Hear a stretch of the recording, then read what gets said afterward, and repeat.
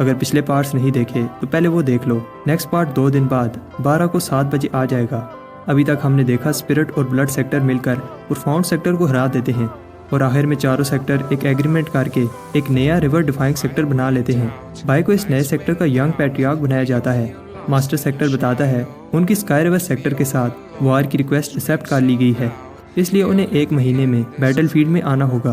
अब आगे unification ceremony के बाद अब रिवर डिफाइनिंग सेक्टर के पास 1 महीना है, जिसमें उन्हें स्काई रिवर कोड को हराकर मिडल स्ट्रीम में उनकी पोजीशन लेनी होगी। सारे सेक्टर्स अपने अपने सिटी जाकर वार की तैयारी करेंगे। हंग एक्सप्लेन करता है कि अभी के लिए सबसे इम्पोर्टेंट काम एक बड़ी सी वारशिप बनाना है, जिस पर बैठकर चारों सेक्टर के डिसेबल्स हेवन रीचिंग रिवर पर तैरकर स्काई रिवर कोड से लड़ने जा पाएंगे। उनके पास समय कम है, इसलिए बाय को ब्लड सेक्टर जाकर कुछ इम्पोर्टेंट काम निपटाने होंगे।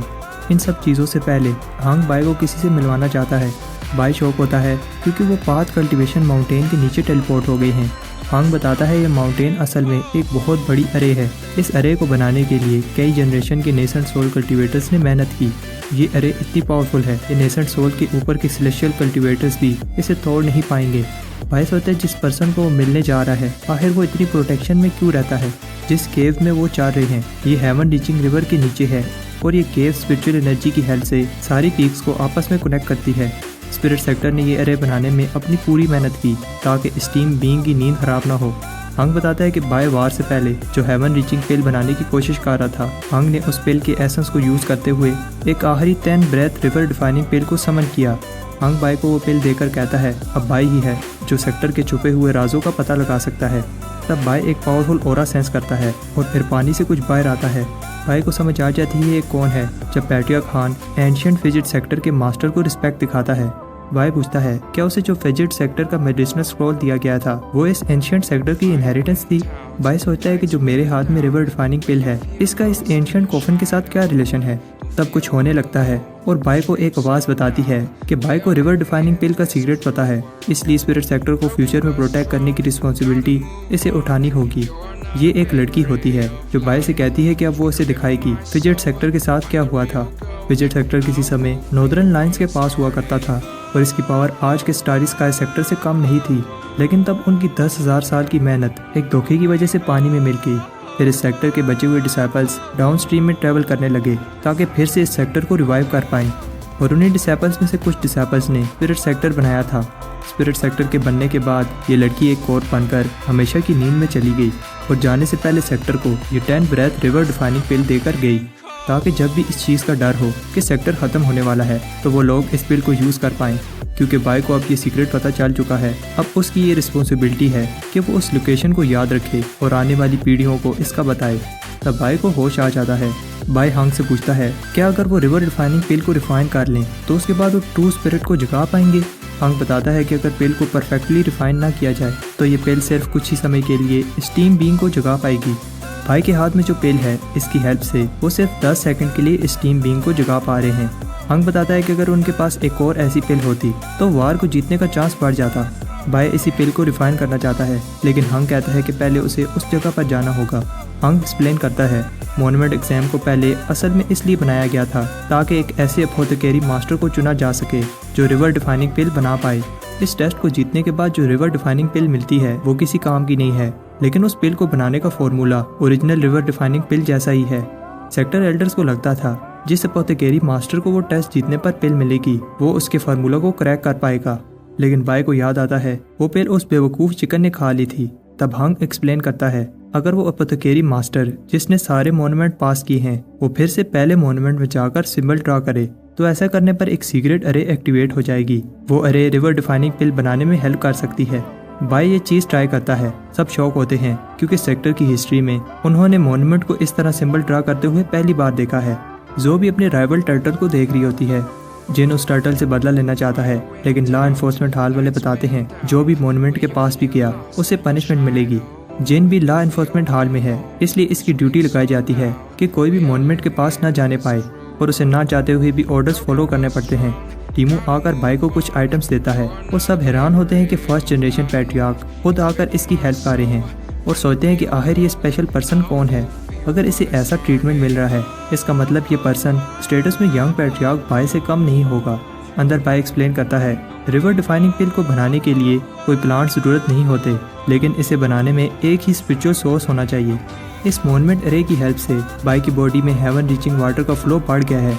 तब बाय को पता चलता है कि उसकी स्पिरिचुअल पावर अभी इस प्रोसेस के लिए कम है। अगर बाय अपने जैसे 1000 कल्टीवेटर क्लोन बनाए तब जाकर वो इस पिल को बना पाएगा। बाय बाहर आने लगता है और सब टर्टल का फेस रिवील होने पर वेट कर रहे होते हैं। जिन का पार्टनर कहता है हमें अचानक टर्टल पर अटैक करना चाहिए, लेकिन जिन कहता है कि रुको। जिन को उस टर्टल पर बहुत गुस्सा है और वो उस टर्टल से बदला लेकर रहेगा, लेकिन बाय को देखने के बाद वो अपने सारे शब्द वापस ले लेता है। बाकी सब भी शौक होते हैं और जो कहती है कि अगर बाय लिटिल टर्टल है तो वो हार मान चुकी है। बाय ऊपर एक बड़े से टर्टल सिंबल को देखकर कहता है वो नहीं चाहता था किसी को पता चले, और जिन को देखकर समझ जाता है जिन यहाँ क्यों आया है, लेकिन जिन सबको सरप्राइज कर देता है। जिन कहता है उसे पहले से ही पता था ये महान टर्टल बाय है। जिन बाय को रिस्पेक्ट दिखाता है और बाकी सब भी खुश होते हैं। हुयन दुखी होता है क्योंकि ली को पहले से ही पता था कि बाय ही टर्टल है।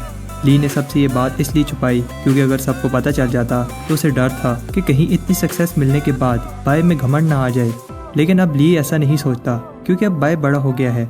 लेकिन ली गलत होता है। उधर बाय बड़ी बड़ी फेंक रहा होता है कैसे उसने मॉन्यूमेंट एग्जाम पास किया। जेंग उसे बताता है पीछे देखो, लेकिन बाय पहले अपनी स्पीच खत्म करना चाहता है। बाय देखता है कि रिवर डिफाइनिंग पिल बनाने में फेल होने की वजह से सारा मॉन्यूमेंट डिस्ट्रॉय होने लगा है। ली बाय को बताता है कि रिवर डिफाइनिंग पिल बनाना इतना इजी नहीं है। स्पिरिट सेक्टर की हिस्ट्री में बहुत से लोगों ने इसे बनाने की कोशिश की लेकिन फेल हो गए। बाय दुखी होता है, वार होने वाली है और इसने ट्रेनिंग की जगह पिल बनाने में 1 महीना वेस्ट कर दिया। तब पैट्रियार्क्स हेवनली ड्रैगन को लेकर आते हैं। पैट्रियार्क हंग एक सीक्रेट पोर्टल को ओपन करता है। ये सीक्रेट पोर्टल एंशिएंट रूइन के साथ कनेक्टेड है जहाँ बहुत सारे डेंजरस बीस्ट रहते हैं। हंग बताता है कि एक बार उसे वहाँ एक बीस्ट की बोन मिली थी जो सेलेस्टियल लेवल की थी। अगर उन्हें ऐसा ही कोई आइटम मिल जाए तो वो उससे एक स्ट्रॉन्ग वारशिप बना पाएंगे। इन रूइंस में दूसरे सेक्टर्स की पुरानी जनरेशन के ट्रेयर भी मिल सकते हैं। हंग उन्हें वापस टेलीपोर्ट होने के लिए जेट स्लिप देता है। हंग बताता है उन्हें 7 दिन में वापस आना होगा। बाय को समझ आ जाती है एक बार फिर वो एक ऐसी जगह पर जा रहा है जहां उसकी जान भी जा सकती है। ली बताता है कि ब्लैक ड्रैगन भी सीक्रेट रेल्म में पैदा हुआ था और ये पोर्टल की एंट्रेंस को प्रोटेक्ट करेगा। तब ली पीछे होने लगता है और ड्रैगन बाय पर कुछ फेंकता है। ये ड्रैगन की प्रोटेक्शन होती है और बाय को एक आर्मर कवर कर लेता है। बाय ड्रैगन को थैंक्स कहता है और फिर दोनों अंदर जाने लगते हैं। ड्रैगन बाय को कहता है अगर वो अंदर सेफ रहना चाहता है तो किसी बीस्ट को तंग मत करे। अंदर बाय खुश होता है और कहता है कि वो यहाँ के सारे ट्रेयर्स लेकर आएगा, लेकिन तब एक बीस्ट बाय पर अटैक कर देता है। बाय को पता चलता है इस बीस्ट की पावर गोल्डन कोर जितनी है। उधर बाय का टर्टल किसी खुशबू के पीछे एक टनल में जा रहा होता है। टर्टल खुश होता है क्योंकि वो जो ट्रेयर ढूंढ रहा था उसे मिल गया है। उधर बाय भी खुश होता है क्योंकि बर्ड अब उसका पीछा नहीं कर रहा, लेकिन तब वो कुछ सेंस करता है। बाय हैरान होता है जब एक बहुत बड़ा सा बीस्ट उस गोल्डन कोर बर्ड को खा जाता है। बाय की जब आंख खुलती है तो टर्टल उसे कहता है घबराओ नहीं, मैं उस छोटी सी मेंढक को बुलाता हूँ ताकि तुम उसे खत्म कर पाओ। बाय को समझ आ जाती है टर्टल उस बड़े से बीस्ट की बात कर रहा है। बाय बचकर भागता है लेकिन टर्टल अभी भी बीस्ट की इंसल्ट कर रहा होता है। बीस्ट बाय का पीछा नहीं छोड़ रहा होता, इसलिए वो ब्लैक ड्रैगन से हेल्प मांगता है। बाय को समझ आ जाती है इस बीस्ट की पावर उस गोल्डन क्रोकोडाइल से भी ज्यादा है जिससे उसने पहले फाइट की थी। ड्रैगन जोर से आवाज निकालता है और अब बाय भी बीस्ट की इंसल्ट करने लगता है।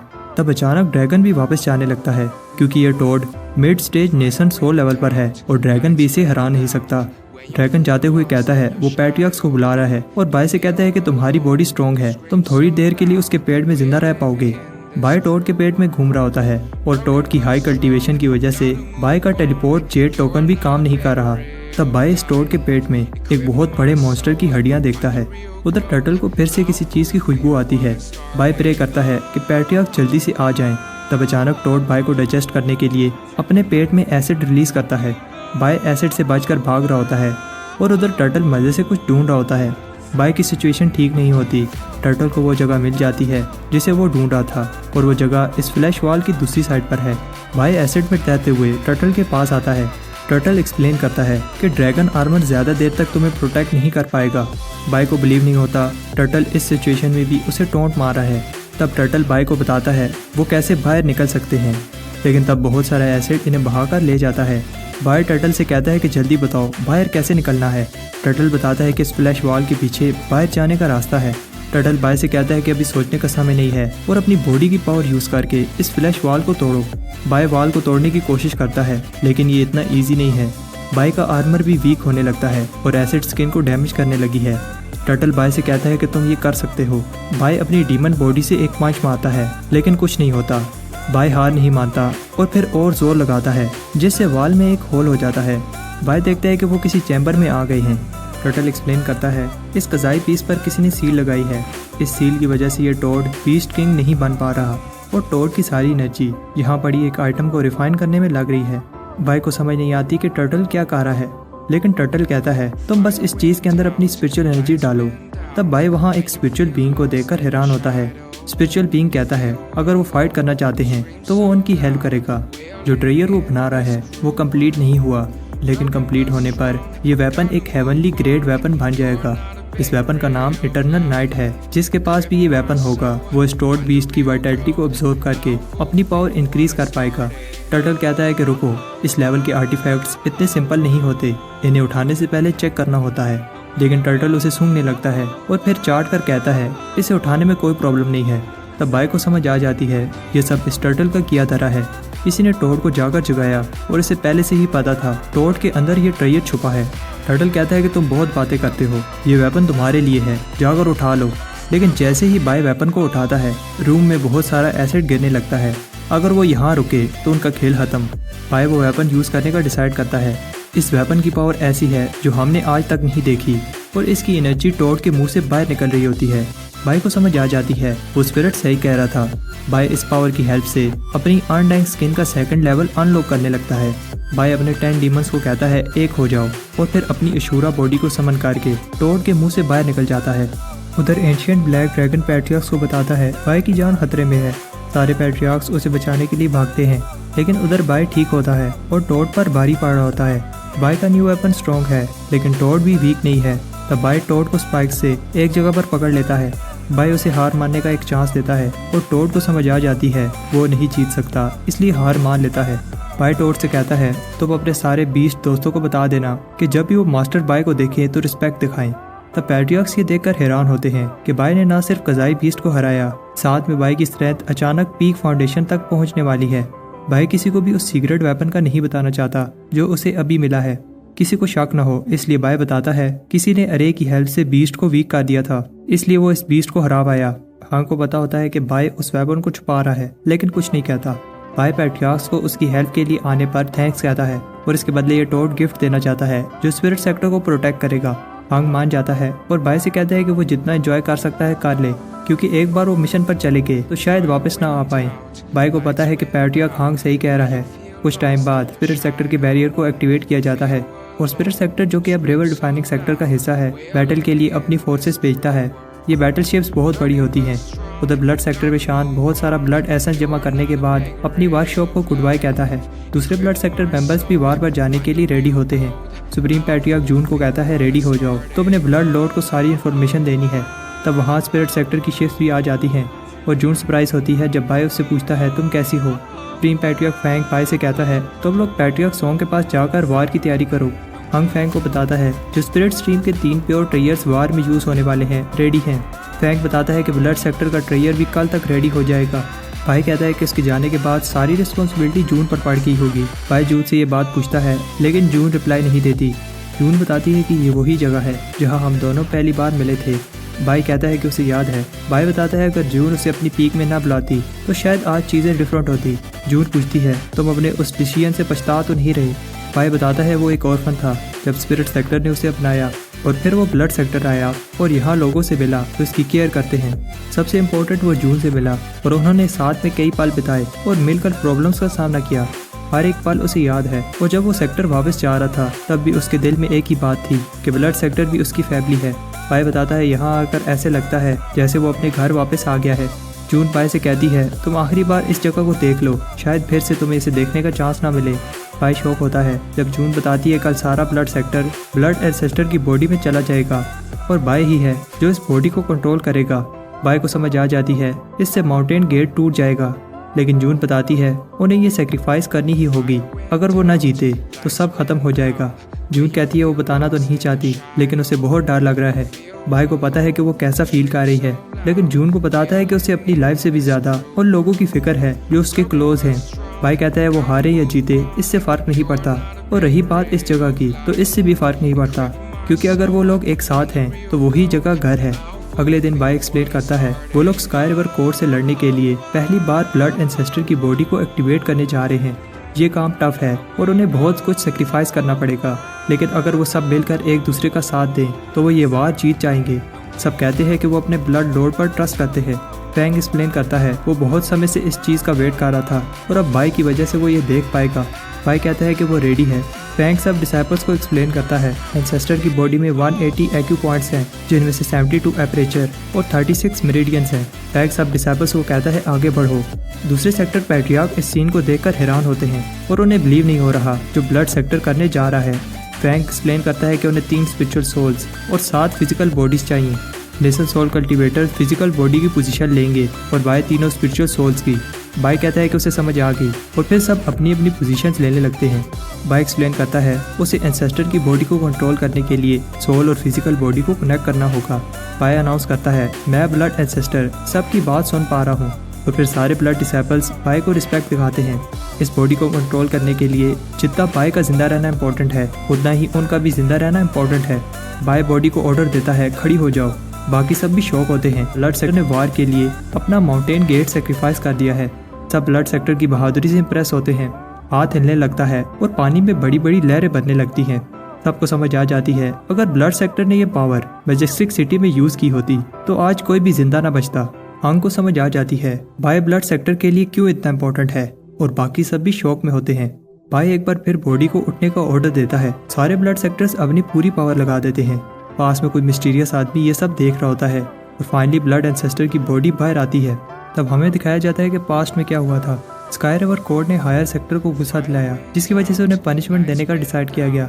लेकिन स्काई रिवर कोड के सुप्रीम एल्डर ने पनिशमेंट को रोकने की कोशिश की, क्योंकि ये क्राइम इतना बड़ा नहीं था कि सारे सेक्टर को पनिश किया जाए। लेकिन सुप्रीम एल्डर इतना पावरफुल अटैक रोक नहीं पाता। प्रेजेंट में बहुत सारे क्लैन लीडर्स जो स्काई रिवर कोड के साथ हैं बात कर रहे होते हैं कि कैसे इस इंसिडेंट को अभी 10 साल भी नहीं हुए और अब river defying sector sky river code पर अटैक कर रहा है।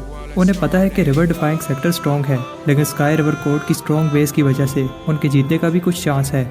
लेकिन प्रॉब्लम यह है कि स्काई रिवर कोड ने हायर सेक्टर को गुस्सा दिलाया और अब चाहे वो स्काई रिवर कोड का साथ देकर हायर सेक्टर्स को निराश करें या फिर रिवर डिफाइंग सेक्टर का साथ दें, दोनों साइड में उन्हीं का घाटा है।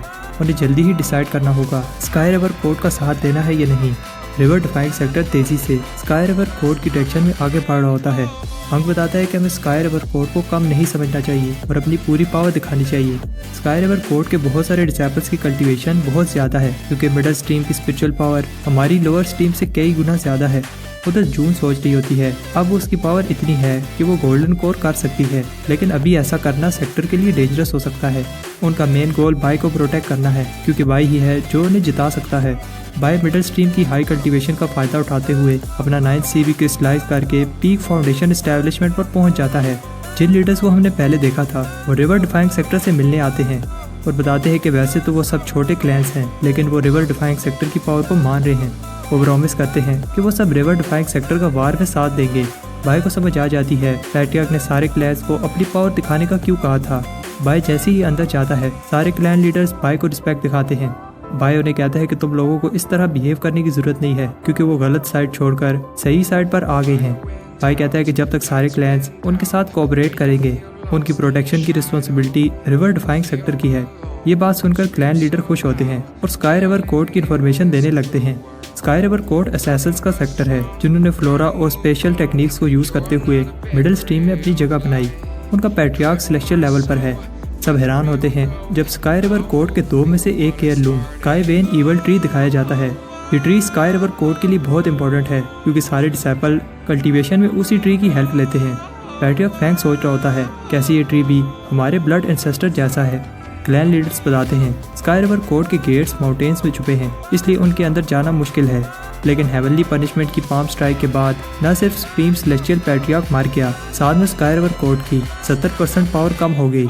एक क्लैन लीडर कहता है लगता है तुम लोगों को हमारे ऊपर शक है, इसलिए वो उन्हें 2 टोकन देता है जिससे वो अपना ऑरा छुपाकर खुद जाकर इस इंफॉर्मेशन को चेक कर सकते हैं। बाय को लगता है कि ये अच्छा आइडिया है। हंग कहता है कि तुम दोनों क्लैन लीडर्स हमारे लिए बाकी के क्लैंस को मॉनिटर करोगे। एक बार रिवर डिफाइनिंग सेक्टर जीत जाए तो उन्हें एक हाई स्टेटस मिलेगा। बाय सोचते हैं कि हंग इन पर ट्रस्ट करके बड़ा रिस्क ले रहा है, लेकिन दूसरी साइड ये लोग भी हम पर ट्रस्ट करके बड़ा रिस्क ले रहे हैं। उधर कोई ये सब देख रहा होता है। इसका नाम लिन युआन है, मिड स्टेज सेलेक्चुअल कल्टीवेटर है और स्काई सिटी का पैट्रियार्क भी। इसे बताया जाता है कि स्काई रिवर कोर्ट के पास के 50% क्लैन रिवर डिफाइनिंग सेक्टर का साथ दे रहे हैं, लेकिन इन क्लैन की पावर इतनी नहीं है कि वार में कुछ चेंज हो पाए। मानी जून से कहती है कि यहाँ बहुत खामोशी है। जून कहती है कि फॉरेस्ट देखने में नॉर्मल लग रहा है, लेकिन यहाँ ईवल की बहुत ज़्यादा है। वो दोनों फॉरेस्ट के और अंदर जाते हैं और इनका मेन गोल इन्फॉर्मेशन जमा करके पैट्रियार्क्स को देना है। तब वो अचानक फ्लैश डिवॉर्मिंग ट्री को देखकर डर जाती हैं और तब पीछे कोई आता है, लेकिन ये बाय होता है। बाय बताता है कि उसे उन दोनों की फिक्र हो रही थी, लेकिन लड़कियों को समझ नहीं आ रही बाय ने अपना ऑरा कैसे छुपाया, क्योंकि सिर्फ 2 ही टोकन थे, एक जून के पास है और दूसरा मानी के पास। इससे पहले वो एक्सप्लेन करता, बाय कुछ सेंस करता है। ये एक लड़की होती है, इसका नाम टोंग है, जिसकी कल्टीवेशन गोल्डन कोर होने वाली है। इसके साथ लीशु नाम का एक और आदमी होता है जो गोल्डन कोर की अर्ली स्टेज पर है। उन दोनों ने यहाँ कोई स्पिरिचुअल एनर्जी सेंस की थी, इसलिए टोंग रूट्स की हेल्थ से चेक करती है, लेकिन बाय फ्लोरा टेक्निक से सबकी प्रेजेंस छुपा लेता है। लेकिन तब वो रूट्स क्यान को पकड़ लेती हैं। टोंग बताती है इसे क्लैन वालों ने इंजर करके इसकी कल्टीवेशन ले ली थी और अब ये एक अपाइज बन चुका है। उन्हें समझ नहीं आ रही कि क्यान यहाँ क्या कर रहा है। क्यान को गुस्सा आता है क्योंकि उसे लगता है कि ये दोनों स्काई रिवर कोर्ट के चमचे हैं जो सेक्टर के लिए अपने हाथ गंदे करते हैं। दूसरी साइड क्यान प्रोफाउंड स्ट्रीम का एल्डर है, जिसने डाउन स्ट्रीम में रहते हुए स्काई रिवर कोर्ट की बहुत हेल्प की है। बाय क्यान को जिंदा देखकर शौक होता है और इस बात से भी कि क्यान स्काई रिवर कोर्ट का साथ दे रहा था। क्यान को बिलीव नहीं होता, वो लोग इसकी हेल्प के बदले में इसे ऐसा ट्रीट कर रहे हैं। स्काई रिवर कोर्ट डिसाइपल कहते हैं अगर क्यान हमारे सेक्टर के लिए इतना लॉयल है तो उसे अपनी सारी लाइफ एनर्जी हमारे सेक्टर को दे देनी चाहिए। क्यान उन्हें बुरा भला कहने लगता है और कहता है कि तुम लोग कुत्ते की मौत मरोगे, लेकिन तब वो दोनों इसे ट्री को सेक्रीफाइस कर देते हैं। क्यान मर जाता है। बाय की टीम को समझ आ जाती है ये लोग ईवल ट्री को सेक्रीफाइस देते हैं और फिर ईवल ट्री की पावर को यूज करके अपनी कल्टीवेशन बढ़ाते हैं। जब सब शांत हो जाता है तो बाय की टीम वापस जाकर सब कुछ रिपोर्ट करने का डिसाइड करती है, लेकिन तब टोंग की रूट्स इन पर अटैक कर देती हैं। टोंग कहती है कि तुम लोग मेरे सामने अपना ऑरा नहीं छुपा सकते और अब मरने के लिए तैयार हो जाओ। ये लड़की इतनी पावरफुल होती है कि वो तीनों के अटैक्स को एक साथ ब्लॉक कर रही होती है। इस लड़की को गुस्सा आता है क्योंकि उनकी इस एरिया में आने की हिम्मत कैसे हुई और बाय की टीम को समझ आ जाती है कि भागना ही सही डिसीजन है। लेकिन बाय कॉन्फिडेंट होता है और लड़कियों से कहता है कि वो उन्हें कुछ मजेदार दिखाएगा। टोंग बाय की पेल पकड़ लेती है और फिर बाय की इंसल्ट करते हुए कहती है तुम्हें क्या लगता है कि तुम मुझे एक पेल से हरा पाओगे। तब टोंग उस आदमी को देखती है जो उसका पहला प्यार था। लड़कियां भी ये देखकर हैरान होती हैं क्योंकि टोंग एक मरे हुए स्केलेटन को किस कर रही होती है। टोंग की जब आंख खुलती है तो उसे बहुत गुस्सा आता है। बाद में रिवर डिफाइनिंग सेक्टर के पैट्रियार्क स्काई रिवर कोर्ट से फॉर्मली वार की रिक्वेस्ट करने आते हैं। तब एक स्काई रिवर कोर्ट का मेंबर कहता है उसे पता है कि वो लोग हजारों मील अपने सेक्टर से दूर वार करने के लिए आए हैं और ये बात भी कि कल उन्होंने स्काई रिवर कोर्ट में इन्वेस्टिगेशन के लिए कुछ कल्टीवेटर भेजे थे। उसे पता है ये वार हायर सेक्टर के रूल्स की वजह से हो रही है। हमें पता चलता है कि ये स्काई रिवर कोर्ट का ग्रैंड एल्डर है जो नेशन सोल्ट के लेवल की पीक पर है। एल्डर कहता है कि वो खुश है कि रिवर डिफाइनिंग सेक्टर ने उसे रिस्पेक्ट दिखाई, लेकिन ये बात वो सह नहीं सकता कि कोई उसके घर में घुसे और वो फॉर्मली वार अनाउंस करता है। एल्डर की एनर्जी बहुत ज़्यादा होती है, इसलिए शिप्स को प्रोटेक्ट करने के लिए बैरियर को एक्टिवेट किया जाता है। इस एनर्जी वेव के बाद स्काई रिवर कोर्ट के कल्टीवेटर्स अटैक करने के लिए बाहर आते हैं और हंग भी अपने कल्टीवेटर्स को आगे बढ़ने का ऑर्डर देता है। पैट्रियार्क सबको लीड करते हुए कोर फॉर्मेशन और उसके ऊपर के कल्टीवेटर्स को ऑर्डर करते हैं कि एनिमीज के एलीट वॉरियर्स को हवा में ही रोकने की कोशिश करें। बाकी के पिल और प्रोफाउंड सेक्टर के फाउंडेशन एस्टेब्लिशमेंट कल्टीवेटर ईस्ट में और स्पिरिट और ब्लड सेक्टर वेस्ट में जाते हैं। उनका मेन गोल जल्दी से एनिमीज को मारते हुए दोनों रिवर्स के बैंक को कैप्चर करना है। बाय की टीम की इन्फॉर्मेशन से सबको पता चल गया है ये लोग ईवल ट्री को सेक्रीफाइस देकर अपनी पावर इंक्रीज करते हैं, इसलिए सबसे पहले उन्हें ट्री को डिस्ट्रॉय करने का ऑर्डर मिलता है। ग्रैंड एल्डर इस ट्री को कंट्रोल कर रहा होता है और इस ट्री का अटैक बहुत डेंजरस है, लेकिन तब ब्लड एंसेस्टर का हाथ बाहर आकर उस रूट को पकड़ लेता है। दोनों एयर लूम्स की फाइट देखकर स्काई रिवर डिसाइपल्स शॉक होते हैं कि किसी डाउन स्ट्रीम सेक्टर के पास इतना पावरफुल एयर लूम है। इस एंसेस्टर की बॉडी को बाय कंट्रोल कर रहा होता है। बाय एक्सप्लेन करता है कि उनका मेन गोल इस ईवल ट्री को रोकना है ताकि river defining army mountain gate में जा सके। सब बाय का ऑर्डर मानते हुए अपनी पूरी पावर लगाकर ट्रीज की रूट को खींचने लगते हैं। उधर ली युआन अपने साथी चैन को बताता है कि हमने रिवर डिफाइनिंग सेक्टर की पावर को कम समझा। चैन बिना कुछ बोले लड़ाई देख रहा होता है। सब शौक होते हैं जब जायंट बाहर आकर ट्री की रूट को उखाड़ देता है। स्काई रिवर कोर्ट एल्डर को लगता है ये कोई बड़ी बात नहीं है और उन्हें क्या लगता है कि वो अपने इस वीक एयर लूम से इस ट्री को हरा पाएंगे। एल्डर एक और रूट भेजता है जो ब्लड एंसेस्टर को पकड़ लेती है। बाय हैरान होता है कि ईवल ट्री की 30% पावर ही बची है, लेकिन फिर भी ये इतना स्ट्रॉन्ग है। तब और बहुत सारी रूट्स आती हैं जो ब्लड एंसेस्टर के अंदर घुस जाती हैं। इन रूट्स की पॉइजन की वजह से एंसेस्टर और डिसेबल की बॉडी डैमेज होने लगती है। बाय उन रूट्स को बाहर निकालने की कोशिश करता है और उधर पैट्रियार्क्स ऑर्डर देते हैं वारशिप से रूट पर अटैक करो। इस अटैक से रूट वीक हो जाती हैं जिन्हें बाय बाहर निकाल लेता है। पैट्रियार्क्स ऑर्डर देते हैं सब डिसेबल्स अपनी सारी की एंसेस्टर की बॉडी में डालें। इस पावर से ब्लड एंसेस्टर की बॉडी रूट्स के चंगुल से छूट जाती है, लेकिन एल्डर हार नहीं मानता और बहुत सारी रूट्स भेजता है, लेकिन इस बार वो एंसेस्टर की बॉडी को रोक नहीं पाती। बाय को पता है कि माउंटेन गेट ट्रीज की रूट में छुपा है और उसे बस रास्ता साफ करना है, लेकिन रूट्स नंबर में बहुत ज़्यादा होती हैं जिसकी वजह से आगे बढ़ना मुश्किल हो गया है। लेकिन तब चैन एक हाथ हिलाता है और एक पावरफुल रूट बाहर आती है। सबको समझ आ जाती है ये इस ट्री की मेन रूट है। ये रूट एंसेस्टर की बॉडी के अंदर घुस जाती है और इससे बाय भी बहुत इंजर हो जाता है। लेकिन मेन प्रॉब्लम ये है कि इस रूट का पॉइजन पूरी बॉडी में फैल रहा है। बाय को समझ आ जाती है अगर ऐसा ही चलता रहा तो वो हार जाएंगे। बाय अपनी पूरी पावर लगा देता है और थोड़ी थोड़ी रूट बाहर आने लगती है। तब और बहुत सारी रूट्स आकर एंसेस्टर के हाथ को पकड़कर रोकती हैं। हंग फिर से रूट्स पर अटैक करता है, लेकिन इस बार रूट्स बहुत ज़्यादा होती हैं।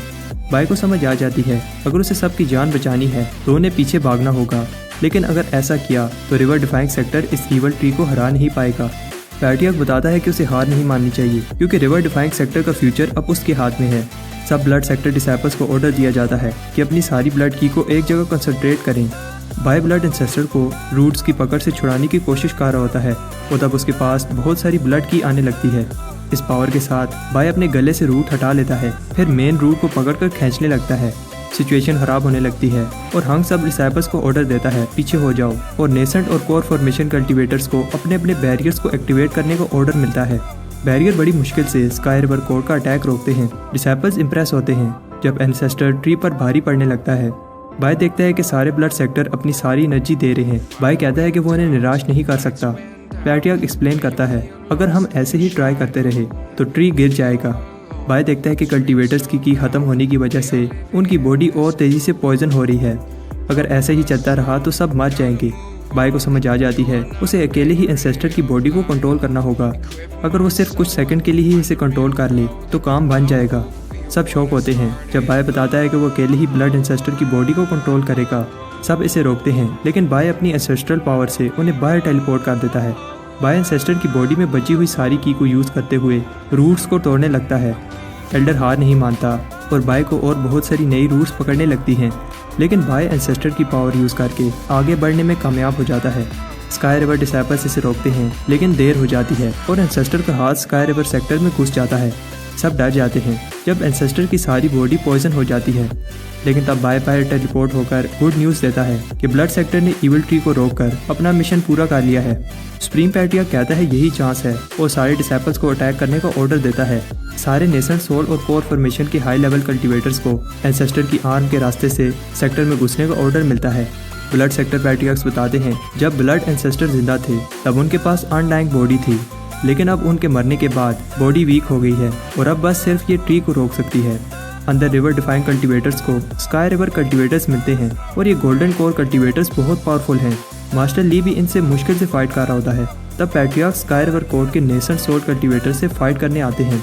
हंग दूर से ये देखकर कहता है दोनों साइड के नेसेंट सोल्ड और गोल्डन कल्टीवेटर्स बराबर लड़े हैं। हंग कहता है इतना काफ़ी नहीं है और अब प्लान को एग्जीक्यूट करने का समय है। हंग ऑर्डर देता है मिशन शुरू करो। वेस्ट पर बाय कहता है उसकी साइड पर सब ठीक है और ईस्ट पर सोंग भी मिशन के लिए रेडी है। तब हमें दिखाया जाता है कि हंग ने उन्हें क्या मिशन दिया था। हंग बताता है कि एनिमी ने ट्विन अरे लगाई है, एक नॉर्थ पर और दूसरी वेस्ट साइड पर। अगर ये अरे एक्टिवेट हो गई तो फॉरेस्ट में जितने भी ट्रीज और रूट्स हैं एक बड़े से मॉन्स्टर में ट्रांसफॉर्म हो जाएंगे। ये एक बहुत बड़ी प्रॉब्लम बन जाएगी। इससे पहले ऐसा हो दोनों साइड की एरेस को एक साथ डिस्ट्रॉय करना होगा। प्रेजेंट में बाय एक्साइटेड होता है और सोंग को चैलेंज करता है, देखते हैं कौन पहले अपनी साइड पर पहुंचेगा। बाय सबसे कहता है कि संभल कर चलो, कहीं ये कोर प्यूपे जाग न जाएं। तब खामोशी से चल रहे होते हैं। तब एक कोर प्यूपे उन्हें सेंस कर लेता है। एक ऊंची सी आवाज़ निकालने के बाद वो बाय के ग्रुप पर अटैक कर देते हैं। बाय उन्हें कहता है कि जल्दी यहाँ से निकलो, लेकिन कोर प्यूपे उन्हें चारों तरफ से घेर लेते हैं। बाय जो से कहता है कि घबराओ नहीं, मैं तुम्हारे साथ हूँ। बाय नहीं चाहता कि वो उन कॉर्प से फाइट करके अपना टाइम वेस्ट करे, वो सबको भागने का कहता है। उधर सॉन्ग भी इसी प्रॉब्लम में होता है और अपनी टीम से कहता है अरे को डिस्ट्रॉय करना अभी सबसे इम्पोर्टेंट मिशन है और उन्हें यहाँ से निकलना होगा। बाय और कुछ और लोग निकल जाते हैं, लेकिन अभी भी बहुत सारे लोग पीछे रह जाते हैं। बाय कहते हैं कि हमें जल्दी से जाकर उन्हें भी बाहर निकालना होगा, लेकिन तब कोई उन पर अटैक कर देता है। आसपास कोई एनिमी नजर नहीं आ रहा। बाय को समझ आ जाती है ये स्काई रिवर कोड की स्पेस टेक्निक है। बाय सबसे कहता है कि अपनी आंखें और कान खुली रखो, अटैक कहीं से भी आ सकता है। उधर स्काई रिवर कोड के एल्डर को बताया जाता है बाय को मारने के लिए जो टीम भेजी गई है उसमें चैन भी बिना परमिशन चला गया। एल्डर को फर्क नहीं पड़ता अगर बाय एंसेस्टर की बॉडी को कंट्रोल कर सकता है, क्योंकि वो सिर्फ एक फाउंडेशन एस्टेब्लिशमेंट कल्टीवेटर है। एल्डर बताता है कि जब रिवर डिफाइंग सेक्टर ने फॉरेस्ट में कदम रखा था उसी समय उनका मरना तय था। उधर रिवर डिफाइंग सेक्टर के वॉरियर्स अपनी पावर दिखाते हैं और बाय भी अपनी पावर दिखाते हुए एक ही अटैक से बहुत सारे एनिमीज को हरा देता है, लेकिन एनिमीज खत्म होने का नाम ही नहीं ले रहे। तब बाय कुछ अजीब नोटिस करता है। बाय के टीममेट्स चाहते हैं कि बाय आगे जाकर अरे को डिस्ट्रॉय करे, वो लोग एनिमीज को रोक लेंगे। बाय उन्हें अकेला छोड़कर जाना नहीं चाहता, लेकिन उसे भी पता है कि अरे को डिस्ट्रॉय करना बहुत इंपॉर्टेंट है। ग्रैंड एल्डर को पता है कि उसकी आर्मी बहुत कम रह गई है, लेकिन एनिमीज को हराने के लिए फॉरेस्ट ही काफ़ी है। फॉरेस्ट में आधे डिसेबल्स को सेक्रीफाइस करने लगता है ताकि बाकी सोल्जर्स की पावर को इंक्रीज किया जाए। इवल ट्री अपने ही लोगों को मारकर दूसरे सोल्जर्स को उनकी पावर देता है। अब सोल्जर्स पहले से कई गुना स्ट्रॉन्ग हो गए हैं। बाय की टीम को समझ आ जाती है कि वो एक ट्रैप में फंस गए हैं। स्काई रिवर कोड का यही प्लान था कि सारी फाउंडेशन एस्टेब्लिशमेंट फोर्सेस को फॉरेस्ट में ट्रैप करके अरे की हेल्प से मार दें। हंग विश करता है बाय और सॉन्ग जल्दी से अरे को डिस्ट्रॉय कर दें, इससे पहले इवल ट्री पूरा डिमोनाइज हो जाए। बाय को पता है कि उसे जल्दी से अरे को डिस्ट्रॉय करना होगा, लेकिन तब टोंग इसे कहती है वो बहुत समय से बाय का ही वेट कर रही थी। टोंग कहती है कि वो अब बाय से बदला लेने के लिए एक और सेकंड भी वेस्ट नहीं करना चाहती। तब एल्डर जो आकर टोंग के अटैक को रोकता है। एल्डर जो बाय को कहता है तुम किसी काम के नहीं हो, तुम एक आंटी से नहीं जीत पा रहे। टोंग को गुस्सा आता है क्योंकि वो एक गोल्डन कोर कल्टीवेटर है और एक बूढ़ा आदमी जो फाउंडेशन एस्टेब्लिशमेंट कल्टीवेटर है इतनी बड़ी बड़ी बातें कर रहा है। एल्डर कहता है कि मेरी कल्टीवेशन फाउंडेशन है, लेकिन मेरे साथ ये जो बर्ड है पहले स्टेज पर है। एल्डर जो बाय को कहता है तुम जाओ, मैं टोंग को संभाल लूँगा। टोंग बाय को जाने नहीं देती, लेकिन टेल बर्ड इसे रोकता है। टोंग को बर्ड पर गुस्सा आता है और वो उस पर अटैक करती है। एल्डर जो इसे रोकता है। टोंग अपनी रूट से बर्ड को पकड़ लेती है। टोंग एक बूढ़े आदमी से लड़कर टाइम वेस्ट नहीं करना चाहती और तब टोंग अचानक गायब हो जाती है। जो को समझ आ जाती है ये एक स्पेस टेक्निक है। जो बर्ड को ऑर्डर देता है चारों तरफ आग लगा दो। तब टोंग छुपकर एक पावरफुल अटैक करती है। जो अटैक तो रोक लेता है लेकिन इंजर हो जाता है। तब टोंग शॉक होती है जब जो लाइफ अरे की हेल्प से इसे ट्रैप करता है। टोंग कहती है कि वो इसे तब तक रोक पाएगा जब तक उसकी स्पिरिचुअल एनर्जी खत्म नहीं हो जाती, लेकिन जो कहता है कि इतना समय नहीं लगेगा। और तब बर्ड टोंग पर एक पावरफुल अटैक करता है।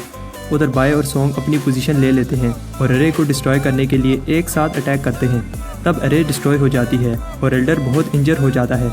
जो खुश होता है कि अरे डिस्ट्रॉय हो गई और उन्होंने जैसा प्लान किया था वही हुआ। उसकी खुशी खत्म हो जाती है जब टोंग पीछे से आकर इसे मार देती है। बर्ड टोंग को पीछे धकेलता है और हेल्प के लिए आवाज़ निकालता है। जो मरने से पहले उस बर्ड को गुड बाय कहता है। जो के मरने के बाद टोंग इसकी डेड बॉडी पर अटैक करती है, लेकिन ये अटैक बर्ड खुद पर ले लेता है। बर्ड की दर्द भरी आवाज़ दूर तक जाती है। बाय उस बर्ड की आवाज़ पहचान लेता है, लेकिन जब वो वापस पहुंचता है तो बहुत देर हो जाती है और उसका पुराना दोस्त जो अब इस दुनिया में नहीं रहा।